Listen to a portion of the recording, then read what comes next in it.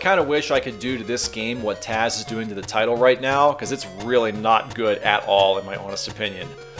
Hey guys, this is Bill, once again, Nintendo Super Power Club Challenge channel, and today we are playing a video game that was adapted over from a very popular cartoon. This is Tazmania in Christmas Island Capers on the Game Boy, and this is card number 155 in the collection. So you kind of get the idea that this is not that great of a game, right? Well, there's a couple reasons for that, and we're going to dive into it very shortly when we look at this challenge right now. I wish I could say this was better than what it is, because Taz was a very good cartoon back in the day, but you know what, enough talk. Let's flip this thing over and let's see why I don't like it very much. By the way, read that card description. Graphics will keep players from sounding like Taz. No they won't. This game is going to make you say all kinds of expletives and toss stuff on the wall. Yeah, anyway, back to the challenge. How far can you go using only the stomp? On Pro, 6 levels. Alright, now let's clarify what this means exactly, because if you've ever played this game, you may know right out of the chute, this is an impossible challenge. What do I mean? 2 stages in, there's a section where you're forced off a pier and you have to spin all the way to the end of the level. So if you want to get really anal and technical about it, yeah, I guess you could say it's impossible, but what Nintendo really meant with this challenge is beat an entire set of stages, 4 or 5 levels at a time. That constitutes an entire level. So if you look at it that way, every time that the film reel goes off, that's a whole level right there. So technically there are 6 levels, which means beat the whole game. I really wish they would have just set it up front and made life easier, but that's what they meant. So we got to beat the whole game using nothing but the stomp where possible. Now, how is that going to work out? Well, for the most part, not too bad, but there are several sections in this game that are downright unplayable at times because of the terrible hit detection in this game. You're going to see what I mean. We'll talk about it all. Here we go. Sit back, try to relax if you can, and don't sound like Taz in the process. Here we go.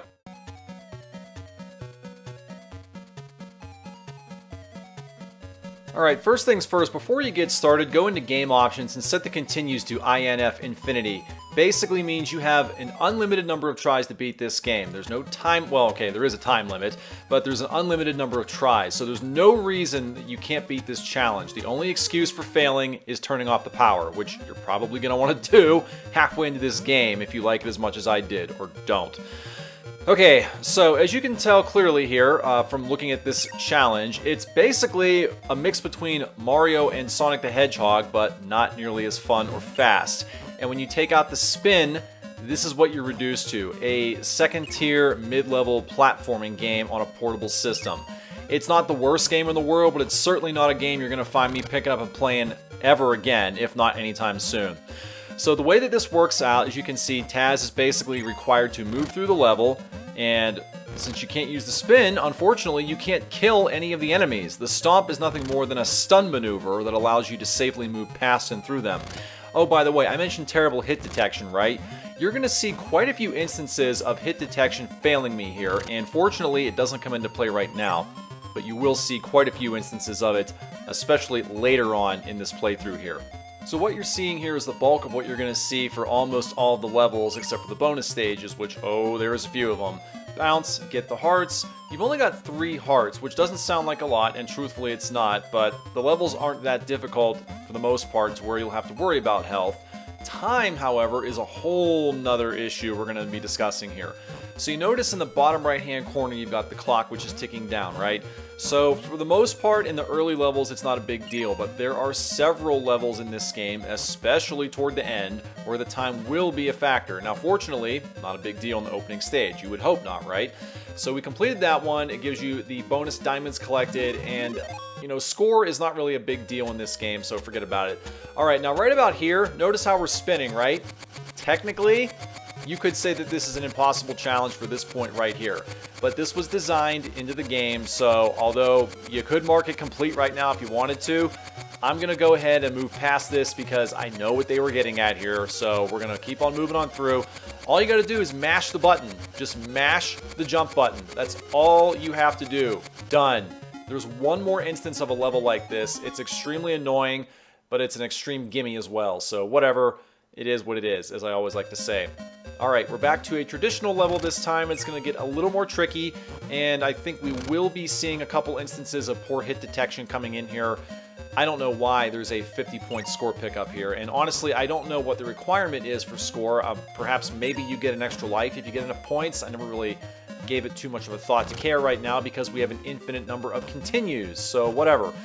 Right about here, just moving on through, nothing we haven't really seen before. There will come a point where you will be getting a bird that will carry you through a couple of parts of this level here, but that's really nothing to be too concerned about. You're going to have a couple geysers that come out of the ground. Once again, pretty simple stuff. There is one section I want to show you here, and it's the only reason I haven't skipped through this level yet.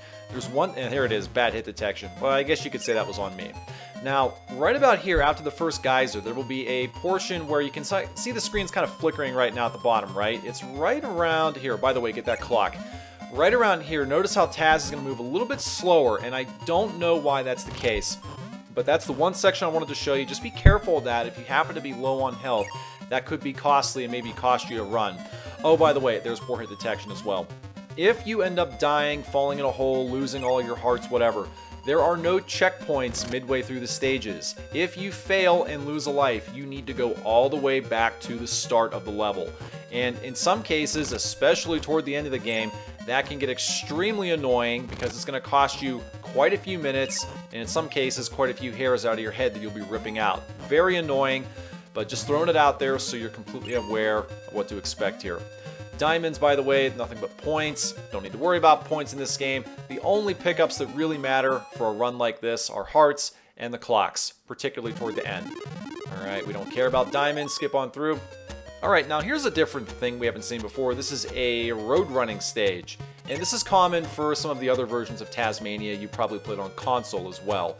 But basically, you can consider this a bonus stage. It's nothing but picking up as many jewels and hearts and clocks as you possibly can and getting to the end before the time runs out. The only way you can fail is to, as I said, run out of time, or if you're stupid enough, like this, run into the barricade 3 or more times without getting a heart. So yes, it is technically possible. Like this, I'm coming dangerously close to failing a stage like this, so I gotta really hunker down and pay attention.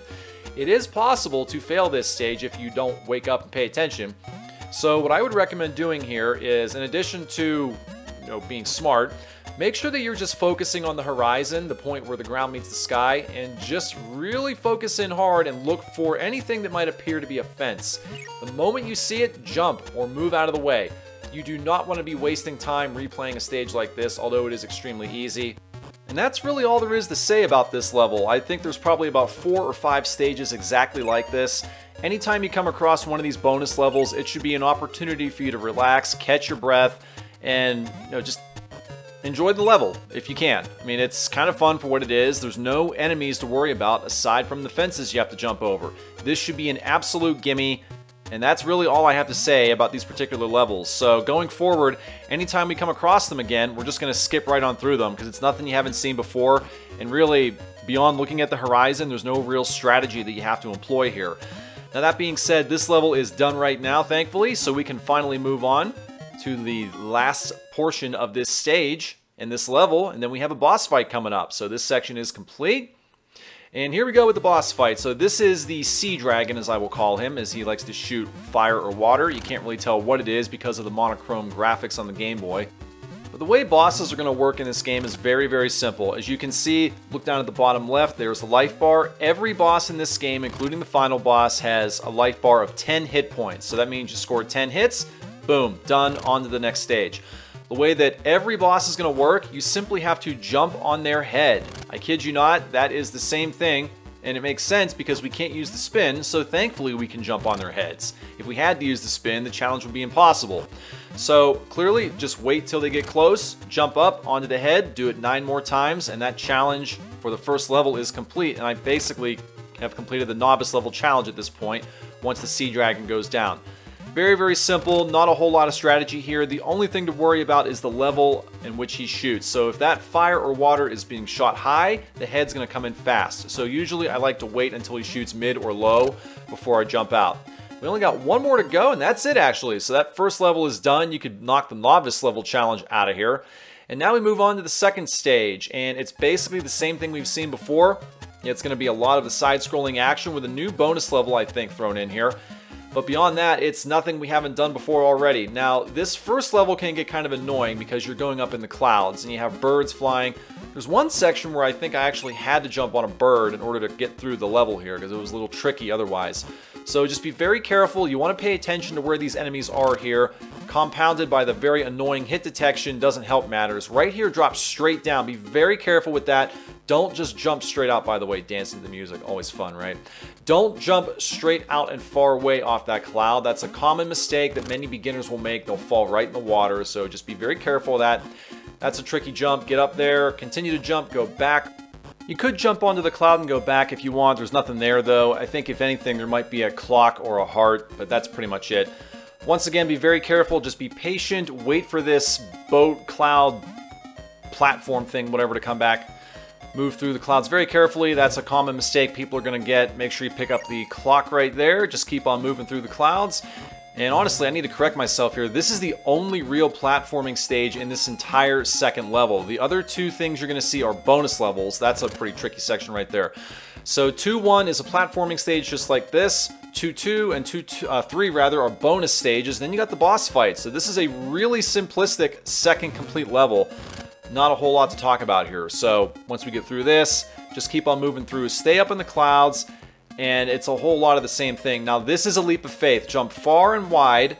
You're going to land on that thing, and then just keep on jumping up and over. This is not too difficult once you get past that cloud section right there. Going up into here, yes, there's more clouds, more birds, but it's a lot simpler to navigate than the other ones are. You got plenty of clocks, plenty of heart pickups to go with. There's no reason why you shouldn't be able to complete this stage as long as you know where the pickups are here, like I said. And we're basically done. We're almost at the end of this first platforming section. Just do a really big jump there, and that's it for 2-1. What you're going to see, 2-2 and 2-3, as I said, are bonus stages. The second one actually is the annoying spin stage. The only difference here is that you're going to have to mash the button. Yeah, see what's going to happen. If you don't jump, you will fall and fail. So the only difference with this one is that at the very end, you're going to have to mash the jump button even longer and harder, which is a very annoying hell on the thumbs. I really don't want to show this more than I have to, so I'm going to skip it. We'll see you in the next section.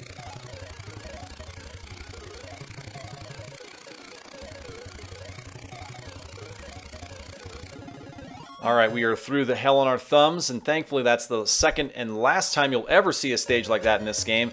Oh, by the way, here is the second Road Rage level. Once again, nothing you haven't seen before, and I believe, if I'm not mistaken, the placement of the items is...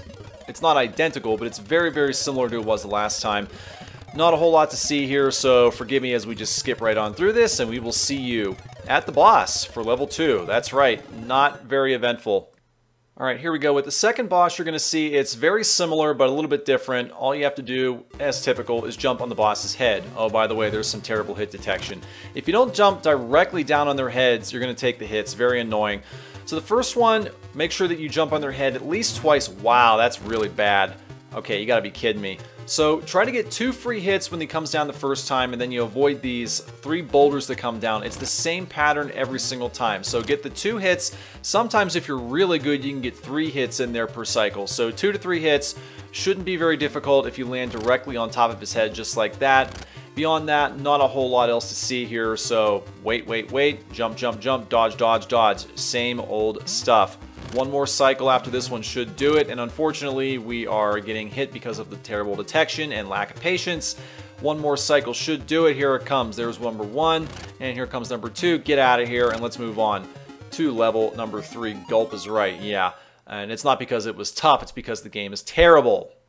Alright, now the next level is the Carnival Circus-like level, I guess you could say. And if you know what to expect, it can be a lot of fun. But if you don't, and you don't hit the jumps and the gaps exactly right, you're going to have what you see right here. I am unfortunately skipping through about a minute worth of footage here because I was having very bad luck and lack of patience, and it cost me quite a few unfortunate lives and deaths, and even to continue. Not that it matters because we have an infinite number of continues, so just ignore that, nothing to see here. Once we finally get through the unfortunate bad playing here, now here's the part where we actually did do it, so here's where you pay attention. So, jump, it's not a big deal if you don't hit that jump. Basically, you have the choice to go high or low. That part is critical. I'm going to tell you where it does matter. That's not that big of a deal because, as I said, you can go high or low sometimes. Right about over this next jump, you're going to see where it becomes crucial here. So, boom, that needs to be hit. And then right after this one, you got to be very careful. Watch this. Hit that jump. You must hit it. and then you got a quick little jump here. That's not critical. All right, here comes another tricky section right down here. So got to hit that, and there's another quick jump and another quick one. So you do have to play this level a couple of times to really figure out where the gaps and the jumps are. As I said, some of the trampolines have to be hit, some of them don't. I think there's a second roller coaster level that's actually tougher than this one, and you'll see it when we get to it. But thankfully that one's in the books, over and done with. That's a very annoying level. In my opinion, it's, for me anyway, the second or third toughest level in the game. Speaking of annoying and pointlessly stupid levels, here's another one. If we were playing a game with a limited number of lives and continues, this might be worth discussing. But because we have an infinite number of lives, this is nothing more than a waste of time. It's just controlling how much health you have, how many gems and jewels, and how much score you get. If we were playing that way traditionally, I would talk about this, but since we're not, there's no point in discussing it, so bye-bye, skip, see you next level.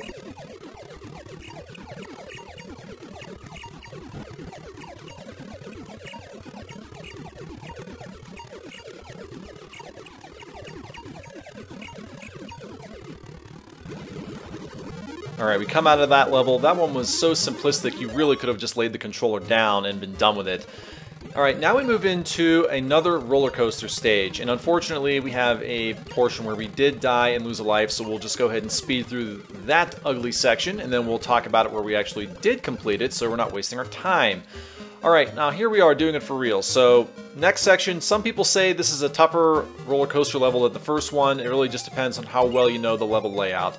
I tend to think this one's a little bit easier because I only lost one life as opposed to like 3 or more on the first one. Alright, the first section's not too difficult, just be aware of that first jump we showed you. There will be 2 very difficult sections. The first one has not come up yet, but you'll see it very shortly. I tend to tell people on these roller coaster levels, stay high. Now here it is right there. Jump.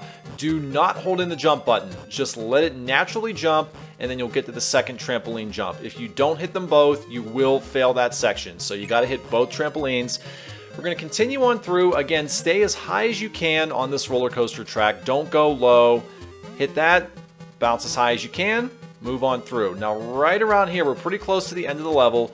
There's going to come a downhill slope right about here. Nope, we got one more. We're pretty close to the end. This is it right here. Jump. You got to jump right there. If you don't, you will not be able to complete the level. You get to an impassable section with an impossible Ninja Turtles 1 jump, if that makes any sense. So we complete the second roller coaster level, thankfully, not nearly as difficult as the first one. And we are going to now come up on another road rage level. Forgive me as I just skip right through this, and we'll see you at the level 3 boss.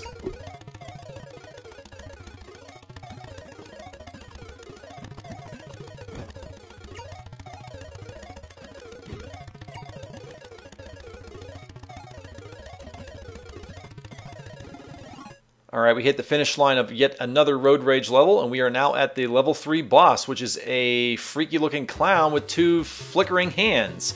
Now the way this works, you gotta jump on the clown's nose. Do it 10 times and you win. Now there is a pattern here, as you can see, that the baseball is going to alternate from left to right, so you just have to jump on the alternate hand to avoid getting hit by the baseball. The only difference is that 5 jumps in, that pattern will switch. So notice how it went right instead of right, left. So just be aware of that. Once you get 5 hits or 5 balls have come down, make sure that you stay in the opposite hand to avoid getting hit, because if you don't detect that pattern, you will lose. You will take multiple hits like that. 1 hit's okay. So 10 hits, boom, that's the end. That level's done, and I guess you could say that the intermediate challenge is now done, so that wasn't too difficult. But it will start getting a little bit trickier as we get to these last 2 to 3 levels here in the game. Technically 2 levels and 1 boss, if that counts as a full level though.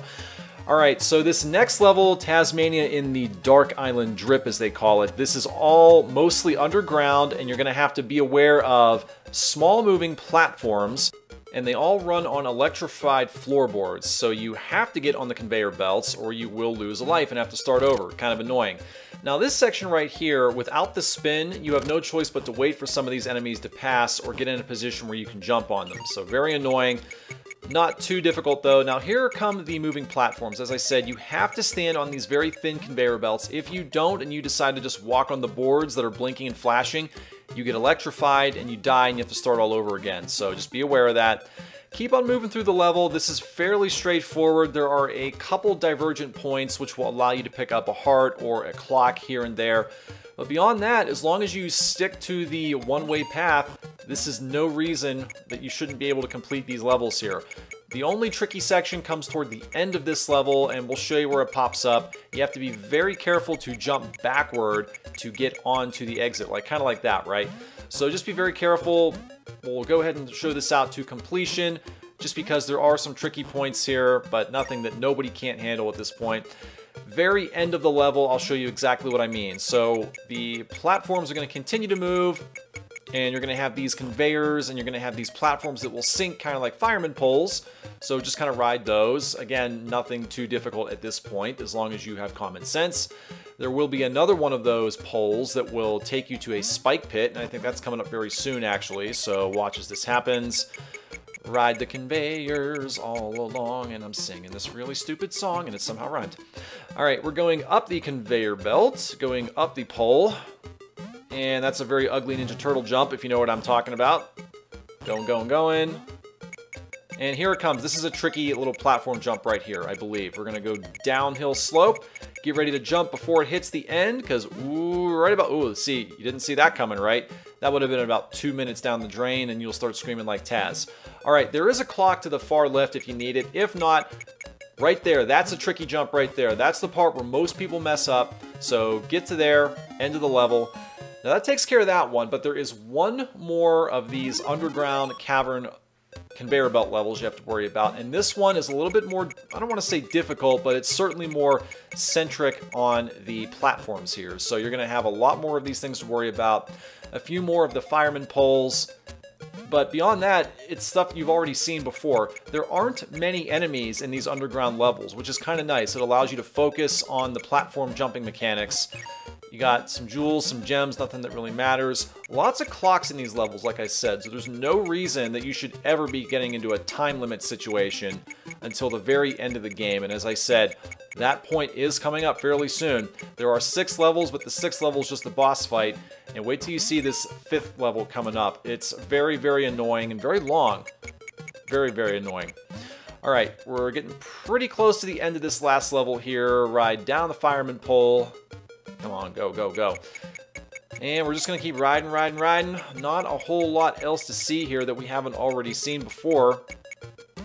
Yeah, beware of the spike pits. There are more spike pits in this level than there are in the first one. Not a whole lot else to say. Move, move, move. Jump, jump, jump. Like I said, parts of this game are hard. Parts of this game are extremely boring, like right about now. It's Sonic the Hedgehog without the speed, as I've already said. And, ooh, that's kind of tricky here. Now, this section right here is optional. You don't have to do this. Again, you have infinite lives and well, not infinite lives, but infinite continues.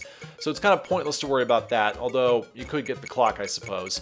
Now, if you made the mistake of going here, you do need to wait for the conveyor to come back, so you can ride it back and go to the actual exit point of this level here. So we're getting pretty close. We're going to go down. Now, this is kind of tricky. Ride this down. A lot of people forget that conveyor belt or even know that conveyor belt's even there. So that's like a hidden platform, I guess you could say. And we're getting pretty close to the end of this level. We have a couple more fireman platforms, poles to ride. And I believe this is one of the last conveyors that we have to worry about here. So hurry up and move. Is this it? I hope. Please. Please. This has got to be it. Yep, very thin exit platform, but we did make it to the end there. Alright, and what's the best way to reward you after completing 2 annoying underground levels? Yeah, another waste of time road rage stage. So, forgive me, once again, skip, see you at the next level.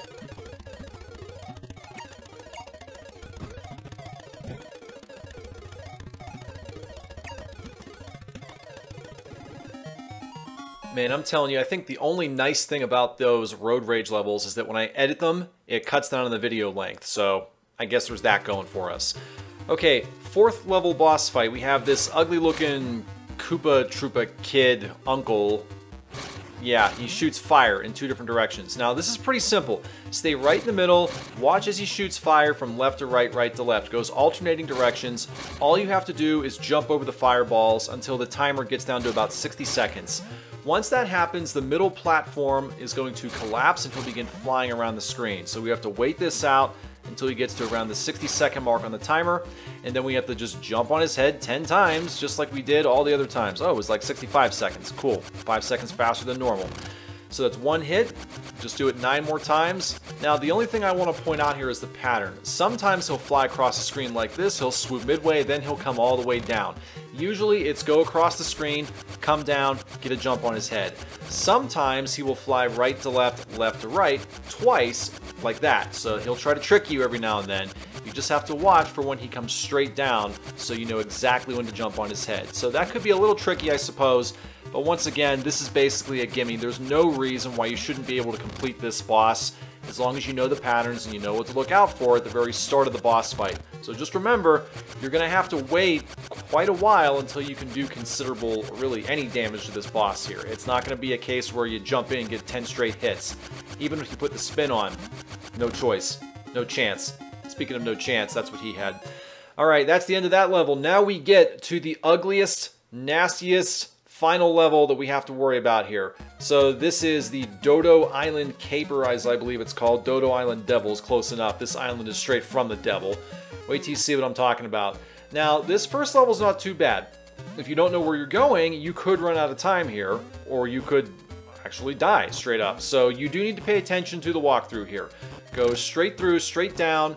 There are a lot of gems that you could be picking up in this level, which might matter if you care about score or maybe getting an extra life or two.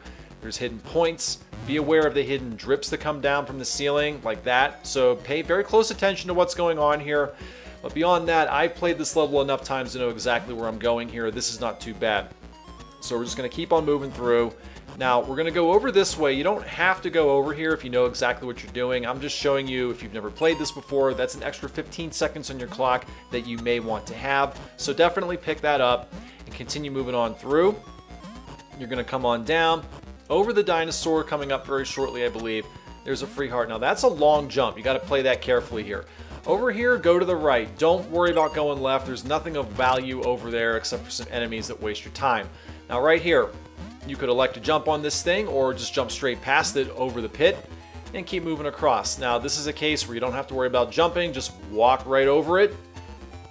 And you're going to go underneath and try not to do that. So that can be a little bit tricky. The way to get over this jump, wait till the fish comes back down, then jump over, or you're going to hit his head every single time. Now, you're going to come down. Watch out for this enemy here, very annoying. If you had the spin, you could kill it, obviously, but with the jump only, you have to wait and be cautious. If you have a few extra hearts to give, I suppose you could just run right through it. You're going to have this ugly, annoying enemy pterodactyl. Just jump over it, jump on his head, keep moving through.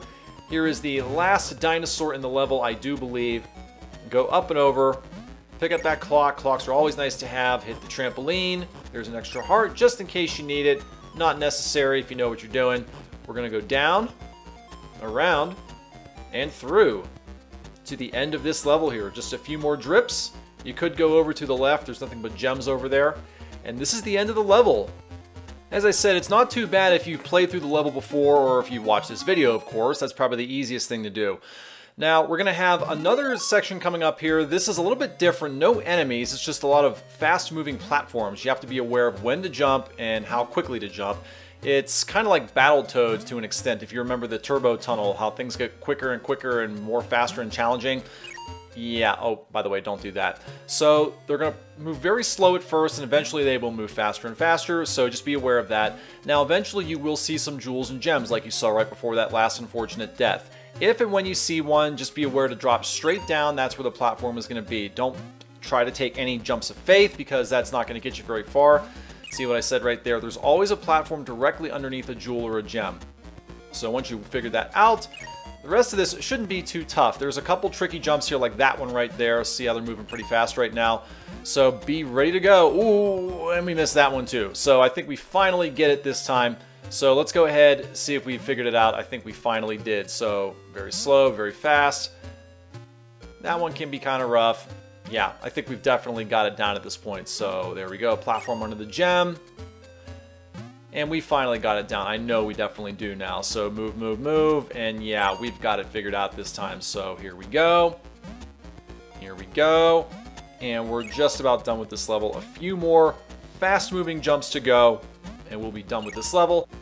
And right about now, we've got 2 levels left before the bosses. So the next one is going to be the most annoying level in portable gaming history, at least the one that I can possibly think of. Certainly on portable, if not console as well, which is saying a lot, because there's a lot of garbage on consoles. So here it is. This is the final level, and where do I start with how annoyingly awful and bad this is? So I would think that the first thing you got to remember is the time. Remember, I mentioned way back at the start, and I made some posts online as well, that this is probably, time comes into factor more than anything else here. But aside from that, look at these ladders here. Yeah, you're noticing a lot of terrible play because of not only the time, but also the terrible hit detection and ladder detection as well, if that makes any sense. If you're not standing directly right in the middle of these ladders, you will not be able to climb them, and it wastes probably, I don't know, 2, 3, 4 seconds a piece. It is ridiculous how much time is wasted just trying to climb a simple ladder. There was one occasion in here, if you slow the video down, if you really want to torture yourself and slow the video down and watch this, there was one occasion where I actually failed this level because I ran out of time, mainly because of the time wasted trying to climb ladders of all things. The angry video game nerd would have a field day with this game, and I implore you, James Rolfe, if you somehow manage to be watching this video for whatever reason, please do a video on Tazmania for Game Boy. You will have a field day with this, I promise you. Okay, back to reality here. So here's the part where I actually did complete this level here. Alright, so yeah, notice right about here, I should be able to climb that ladder. That was probably 1 to 2 seconds wasted, and it doesn't seem like a lot of time, but in this level, time is everything. You're going to notice there are 2 clocks that absolutely must be picked up if you want to have a chance of beating this level here, at least in my opinion. When you get to the top of the level, oh, by the way, something else I should probably mention. So there's 1 clock. One of the things that, again, going back to AVGN, if you think back to the Action 52 game, whether you've watched his review or not, it mentions that you have to jump and then move, right? It's the same process here with the stupid ladders. You have to jump and then move to get off the ladder successfully. If you try to jump and move at the same time, or move and then jump, you're going to fall off the ladder and go straight to the bottom. That's what's going to happen. It's extremely annoying, and it's another reason why you waste time. Sometimes, knowing my luck, I would fall off a ladder and waste another 2 or 3 seconds trying to climb the stupid thing because of the stupid detection, and I'll point those things out when they occur here. So climbing up the ladders, jumping, the level itself is not that difficult if all things were equal and made competently. It shouldn't be that difficult of a game or a challenge here. But yeah, as you can see, there was a couple seconds wasted. Fortunately, you know, the water sections aren't too tough. I don't know if it's possible to actually drown in the water. I don't think it is, but I've never stuck around long enough to actually find out. That's a section right there, climbing up the ladder. Depending on time, you may elect to just walk right through it and take the hit. Sometimes you may have to do that if you're getting low on health. Now you want to climb up these ladders, jump over, and I cannot tell you how much time you really have to worry about. You know, time is such a factor with this. There will be occasions where you have to really consider jumping and tearing through enemies here and just taking the hits. It's really annoying and bad. This is another section where, okay, right here, that's so bad. I honestly lost track of how many times I couldn't climb the stupid ladders because of the detection. Here's another instance, probably 2-3 seconds gone. Jump and move over to the left, and that's an unfortunate death right there, but I'm showing it to show you how damn annoying this is. Okay, I really don't feel like torturing myself and playing all the way back up through that, and I certainly don't want to put you guys through that. So we're just going to skip all the way to that point of the level one more time after 18 seconds blow on by, and we'll finish this level out here. Fortunately, we were pretty close to the end of that level when we took that death, so here we go. We had a few extra hit points right here, so we climb up the ladder once it's safe. We got about, what, 23 seconds left. I believe that should be more than enough time to finish this level, thankfully. Moving across. We're pretty much at the end right now. I think this is the last section right here. Yeah, right about there. Another few seconds wasted because of terrible ladder hit detection. We somehow got through that unscathed. We got 2 ladders here. Take the one to the far left. The one on the right just leads to a section you don't need to go to. It just wastes time getting gems and other needless power-ups here that you don't need. 10 seconds left. We're running out of time. We got to move quickly here. Thankfully, there's a heart. We got less than 10 seconds. Even with those 2 clocks that we got, we're still in danger of failing because of running out of time. We got there with, what, 5 seconds left on the clock and just finished this level. I am so thankful I never have to play that stupid level ever again. By the way, here's the game's last Road Rage bonus stage. Skip.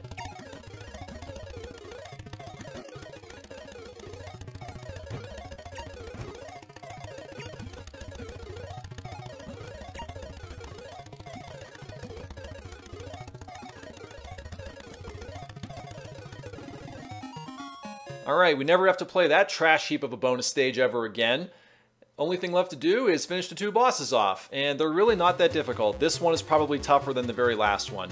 So this is a big Brontosaurus Rex with a long neck. Just make sure he's going to come down like that, try to smash you underneath of his chin. When that happens, just move out of the way, obviously, and then jump on his head, get 1. If not, try to get 2 hits if you're very quick and fast.